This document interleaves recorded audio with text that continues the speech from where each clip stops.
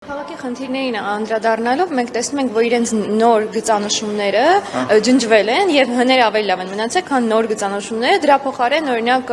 կենտրոնում սկսել են անցումները իհարկե սիրում, բայց գորգերի տիպի անել, որքանով դա կմնա, եթե անգամ գծանշումներն են արագ ջնջվում։ Տեսեք, անցյալ տարի գլուխ էին գովում, որ մենք այնց գծանշում ենք անում, որ 6 տարի չի ջնջվելու, ձեռը մառնում իրանց, որտեղ իրանք ասում են չի ջնջվելու, ես էլ ասում եմ ջնջվելու է։ Հետո իրանք հասկացան, որ սկսեցի ասել ամոթ է 18 թվականին, երբ որ խեղկատակությունը լինում էր, Տարոն Մարքյանն արդեն փողոցներն ասֆալտել էր, ներկել էր, դուք է պոլերին պարկած եք այդ գծանշումների վրա, դուք ոնց չեք հասցնում անել, էլի սաղ քաղաքը խրամատները ամբողջությամբ, որոշեցին, որ գոնե գծանշումներն անեն։ Տեղեկա փոսերի վրա են գծանշումներն արել ու ջնջվում է, հասկանաք, փոս նկարել են, այս գումի շուկայի մոտ որ գնում եք, մեծ sense մածած բան, ջրափոս, դրա մեջով եկե ներկնարը գնացել են այս մարդիկ։